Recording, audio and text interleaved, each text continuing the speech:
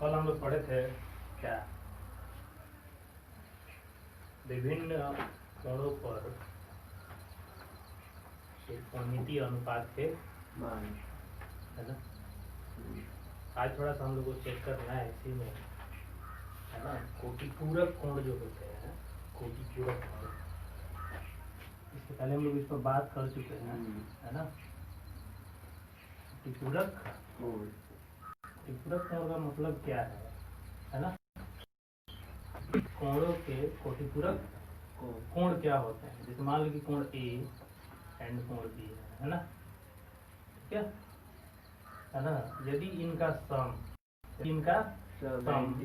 90 degree है ना। यदि सम 90 डिग्री है, ठीक है, तो कोण ए एंड कोण बी एक दूसरे के कोटिपूरक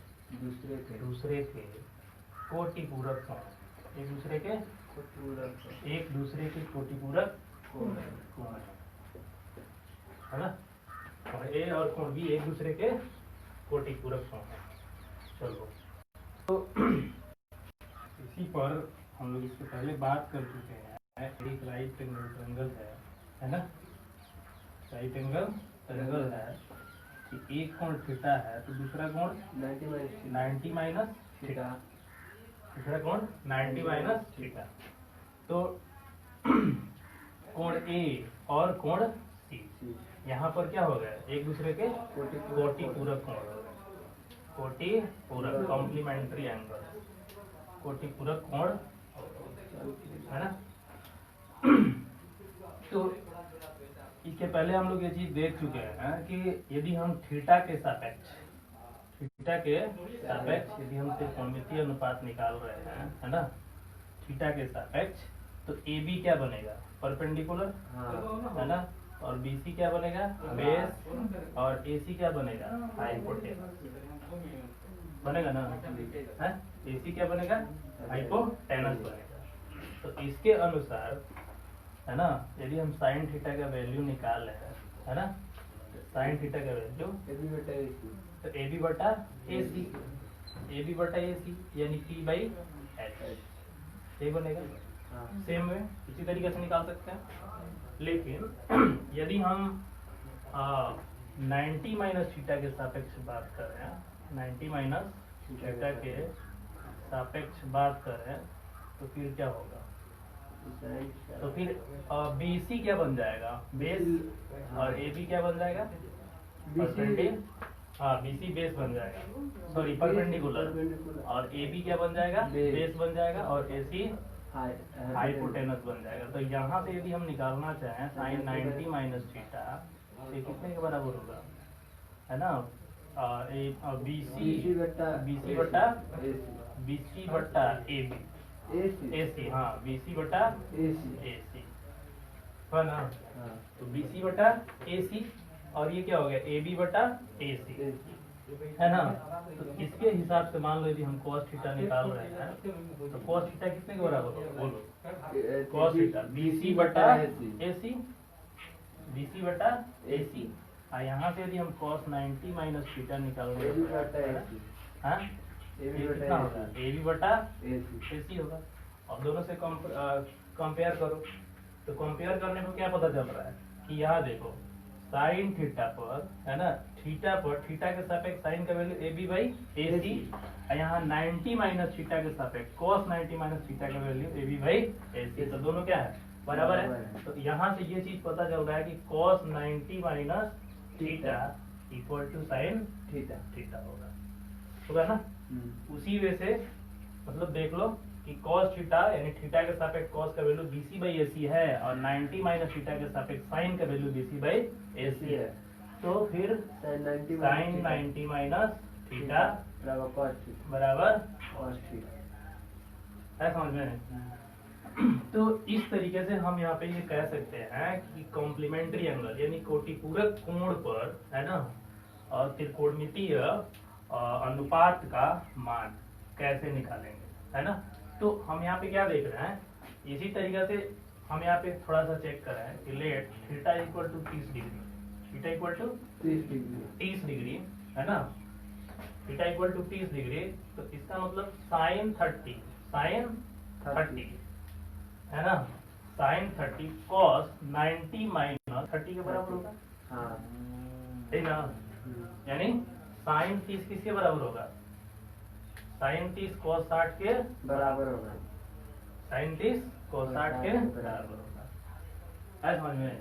इसी तरीके से यदि हम और सारा वैल्यू निकाल लें, है ना, यहाँ पे साइन 90 माइनस थीटा सब निकाले यदि, तो tan 90 minus theta cot theta के बराबर होगा। हाँ है ना, cot 90 minus theta tan theta का बराबर, tan थीटा के बराबर होगा, और sec 90 minus theta cosec theta का बराबर, कॉसेक थीटा के बराबर होगा ना, कॉसेक थीटा के बराबर होगा।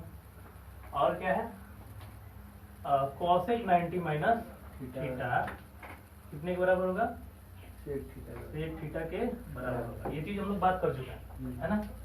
तो अब हमको वैल्यू के अनुसार देखना है, जैसे हमने थीटा के सापेक्ष लेकिन थीटा का वैल्यू यदि हम कंसीडर कर रहे हैं, जैसे हमने थीटा का वैल्यू यहाँ पे 30 कंसीडर किया, तो साइन 30 का वैल्यू कोस के किस मान पर दोनों का मान बराबर होगा, है ना।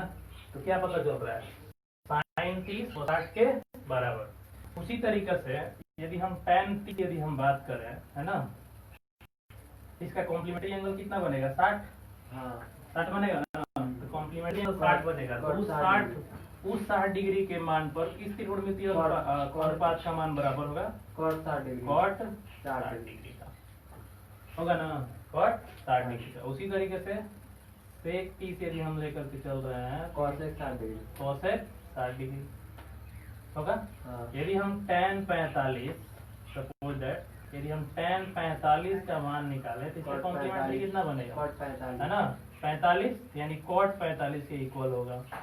उसी तरीके से हम साइन 45 यदि निकालना चाहें, तो इसका कॉम्प्लीमेंट्री cos, cos तो 45 साइन 45 और cos 45 दोनों क्या होगा, बराबर, बराबर होगा, है ना। तो यहाँ 45 पर 45, यहाँ 30 पर 60, है ना, एक दूसरे के ये क्या है, कॉम्प्लीमेंट है ना, 45 45 30 60 60 60। तो उसी तरीके से यदि हम यहाँ पे साइन 18 की यदि हम बात करें, तो cos की किस वैल्यू पर होगा, बोलो, 90 माइनस 18 है, तो 90 माइनस 18 होगा, तो cos 80/2 कितना हो जाएगा, 82 80 नॉट नहीं 72 72 डिग्री पर ही क्या हो जाएगा, बराबर हो जाएगा, है ना। तो इस तरीके से हम क्या करते हैं, कोटिपूरक कोण पर त्रिकोणमितीय अनुपात का मान देखते हैं। क्लियर हो गया। तो अब यहाँ से क्वेश्चन ये बनता है, जैसे मान लो क्वेश्चन दे दे, है ना, क्वेश्चन दे दे कि साइन 18 और cos 72 इसका वैल्यू कितना होगा, है ना।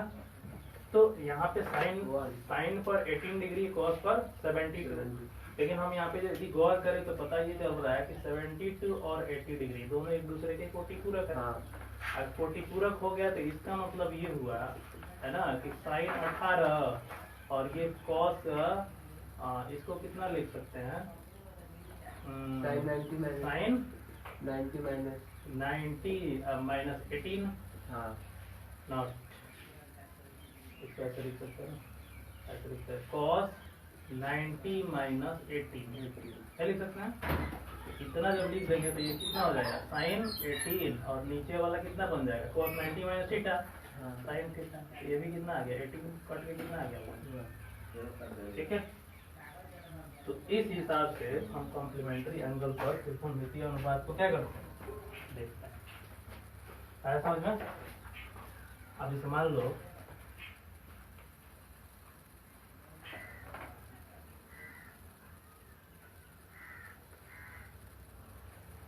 कि साइन 45 और cos 45 का वैल्यू देखना है, साइन 45 और cos 45।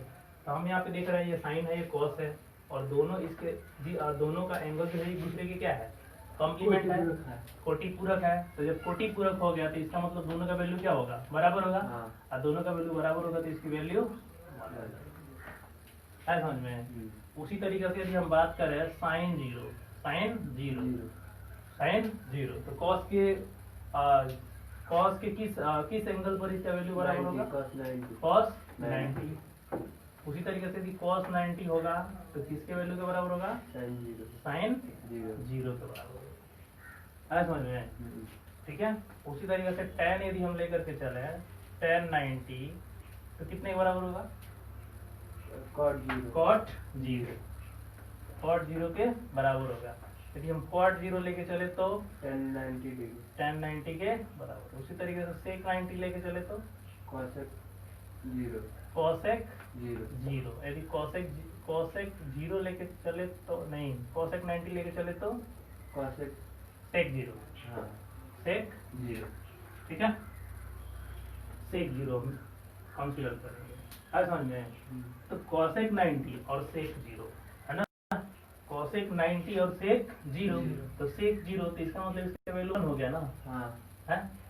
यदि sec 90 ले रहे हैं यानी cos 90 0, sin 0 0 है ना, cosec 0 इंफिनिटी हो गया, tan 90 cot 0, tan 90 और cot 0 है ना। तो इसका वैल्यू यदि हम कंसीडर करें तो sin 90 1 होता है, हाँ और cos 90 0 होता है। तो इसका मतलब इसका वैल्यू इंफिनिटी। अब cot 0 ये कितना हो गया? तो इसी चीज है क्या, ये यहाँ पे 90 कर दो है ना, तो ये 0 बनेगा ना। तो हाँ। cot 90 कितना बनेगा? tan 0 sin 0 0, तो इसका मतलब इसका वैल्यू 0। समझ में? इस हिसाब से तो यहाँ से यदि देखें tan 30 और cot 60 तो 1/√3, ठीक है। sec 30 यानी cos 30 यानी cos 30 यानी √3/2, टू बाई रूट थ्री होगा तो यहाँ पे कितना हो जाएगा? 2/√3। tan 45 1, तो cot 45 1, ये 1/√2 है ना, 1/√2 ठीक है। sin 30 और cos 60 तो sin 30 का वैल्यू 1/2 और cos 60 का वैल्यू 1/2। तो इस हिसाब से हम त्रिकोणमितीय अनुपात देखते हैं, है ना, कोटि पूरक का। है समझ में? तो अभी जो हम लोग बात कर रहे हैं थीटा का, है ना, वो थीटा क्या है कि ग्रेटर देन 0 है और लेस देन है ना, यानी किस पाद में है? प्रथम पाद के एंगल की हम बात कर रहे हैं, फर्स्ट क्वाड्रेंट के एंगल की बात कर रहे हैं, है ना, फर्स्ट क्वाड्रेंट के एंगल की बात कर रहे हैं। है समझ में? तो हमको यही देखना है कि हाँ, यदि मान लो कि कॉम्प्लीमेंट्री एंगल है ना दिया हुआ है, ठीक है, तो किसी भी त्रिकोणमितीय रेशियो का किसी एंगल के सापेक्ष यदि कोई वैल्यू है ना, ठीक है, तो उसी एंगल की कोटि पूरक कोण पर, है ना, किस त्रिकोणमितीय का कोटि पूरक कोण पर किस त्रिकोणमितीय अनुपात का मान उसके बराबर होगा। यहाँ तक क्लियर हो गया, है ना? चलो लिखना है।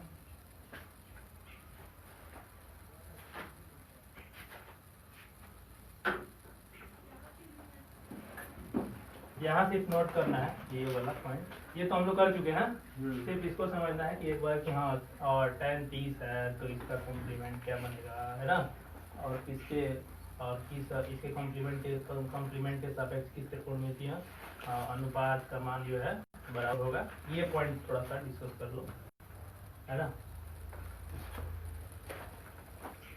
sin 0 0 है ना, cos 90